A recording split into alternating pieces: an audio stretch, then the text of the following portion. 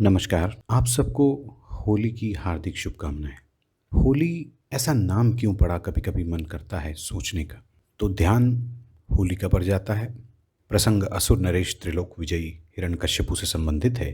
यदि विष्णु भक्त प्रहलाद का नाम अमर है तो इसी पौराणिक सत्य की एक महत्वपूर्ण कड़ी राजा हिरण्यकश्यपु की बहन होलिका भी है। होलिका के दहन को सनातनी प्रतिवर्ष मनाते हैं और उसकी राख का तिलक लगाकर होली का त्योहार आरंभ भी करते हैं। फिर इसमें कोई तो ऐसी विशेषता होगी जिसे हम सनातनी कालांतर में बिसर गए। मेरी ये कविता इस होली के अवसर पर होलिका के लिए श्रद्धांजलि है। ओम श्री हरि।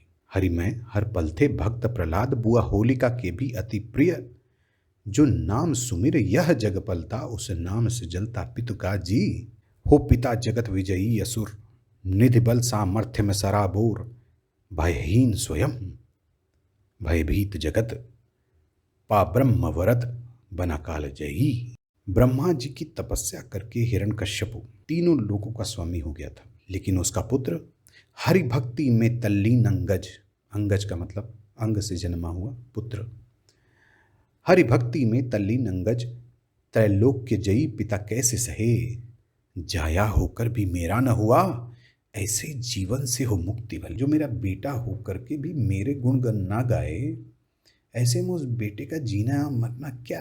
तो उन्होंने अपनी बहन को आदेश दिया कि तुम अग्नि कुंड में बैठो और इसका दहन कर दो। तो लिखता हूं, नन्हे बालक थे भक्त प्रहलाद, होलिका वरद प्राप्त युवती। दो अग्निकुंड प्रवेश किए, एक का जाना ही था नियति। प्रभु की भक्ति हमें याद रही, पर बिसर गए परिजन का प्रेम।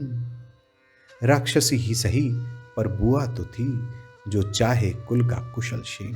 अब ऐसे में रामायण की तरफ ध्यान ले जाता हूं आपका, और 4 पंक्तियां उसके लिए भी लिखी हैं। असुरकुल जन्मे विभीषण भी, मन राम विराजे चारों पहर। सहा तिरस्कार लंकेश से भी, पर धरि धर्म पटाका अजर अमर। अतुलित बलधामी सेना से, किया लंकिनी पुत्रों का रक्षण। कुल घात कलंक स्वीकार किया, कर जोड़ के पहुंचे राम शरण। अर्थ ये है कि असुर योनि में तो विभीषण भी पैदा हुए, लेकिन अपने असुर समाज की रक्षा के लिए उन्होंने सत्य और धर्म की पताका को पकड़ना आवश्यक समझा, और भगवान श्री राम से आशीर्वाद प्राप्त होने के बाद वो अमर भी हो गए। तो अपने कुल का प्रेम आपको मर्यादाओं की सीमा लांघने और नई मर्यादाएं बनाने के लिए प्रेरित करता है। तो ऐसे में होलिका के मन में पहुंचता हूँ, उस भय को, उस कष्ट को देखने का प्रयास करता हूँ। एक और हिरण्यकश्यप का भय, एक और भतीजे का जीवन, एक और अवज्ञा राजा की। एक मार्ग बचा सर्वस्व अर्पण, वो बुआ दुशाला ओढ़ चली, करने अपनी मृत्यु का वरण। बैठी वो गोद भतीजा लिए, करता रहता जो हरिवंदन। ज्यों ही दावा नल प्रबल हुई, भक्त प्रहलाद कुमलाने लगे।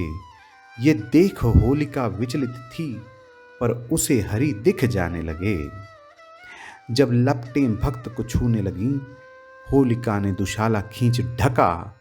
यह देह उस देव पर वार चली, भक्त की भक्तिन यह परम सखा।